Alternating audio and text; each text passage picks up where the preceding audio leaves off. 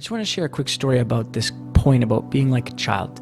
And it really hits home with me because back in 2014, I had this kind of mystical experience that I wasn't expecting. And I could say that during that time, I was very intellectual and I knew God in my brain, but I struggled in my heart to really connect. And therefore, I was really seeking this spiritual experience. In my desperation to have this experience, I got a hold of a book at the time, which I look back now and I look at it like he was like a false prophet. And it was saying that if I read the book, then I would have this spiritual experience with God and I would see Jesus. And so I was reading this book, kind of meditating on the words, and it wasn't good because it's not what Jesus is telling us in the Bible, to just seek first the kingdom of God or seek it like a child. I was really trying to get this mystical experience just by reading this guy's book.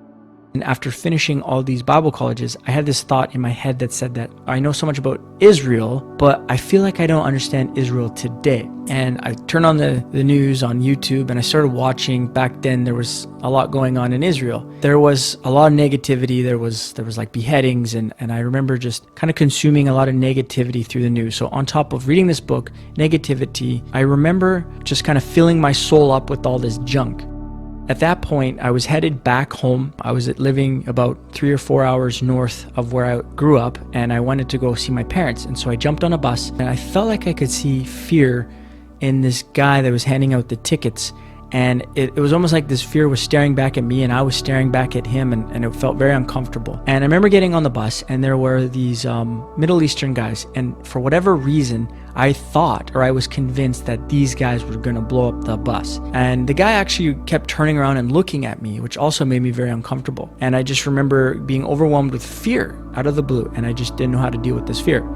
So I went home, and I remember being at home, and the first thought I thought was like, well, I just got to go to bed because this is feeling very strange to me. And I remember going to sleep, and just like if you close your eyes like this and then you would put your hands in front and you could see shadows, like right now I could see shadows. Well, I was seeing that when my eyes were closed, and I was sleeping in the basement where I grew up in. Instead of like making it a big deal, I just said, you know what, I'm just going to grab my blanket, I'm going to go upstairs, I'm going to sleep on the main floor and go to bed. I remember falling asleep and then waking up pretty soon after that, and I was overwhelmed with this voice that kept saying all this worship music that I was listening to at the time was of the devil. I just remember hearing this thought super loud in my mind, and I thought, well, that's strange because isn't that the music that's bringing me closer to God? Why is that from the devil? And it was a very irritating thought. And then I went back to bed, and then I fell asleep, and then I woke up again, and the second time I felt like I was overwhelmed with a lot of like lust, and it just came over me like a wave, and it felt very gross, and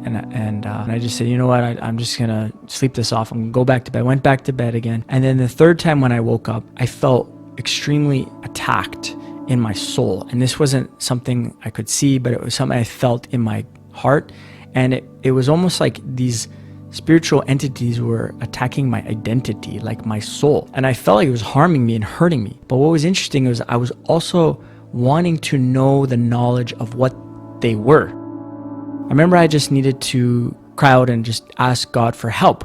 And so I kind of just cried out for help, but it was very half-hearted and I didn't mean it with my whole heart. And nothing happened, and I felt like I was continuing to be attacked. And then it got really uncomfortable to the point where at that point, I just was left with the decision that if I cried out for help from God, I felt that God was going to help me out of this weird spiritual experience. But at the same time, I wouldn't really get a chance to know what was really going on down there, what was happening to me, and that curiosity wasn't going to be satisfied. But still, being delivered was being better than knowing the knowledge of good and evil. And so in that moment, I just remember crying out to God with all my heart and saying, God, help me out of this situation. And when I did that, I felt like an arm just pulled me out of this hole that I was in, that I didn't even know I was in. It felt like Alice in Wonderland, and they were in this hole, and I got pulled out. And then all this kind of words of knowledge was kind of washing over me, and it was starting to speak to me. I could hear this very gentle whisper saying something like, those are demons, and demons are knowledge beings. And from this point forward, you will need to be like a child. You will need to trust me as a child trusts their father. You don't need to know everything. You only need to know what I tell you.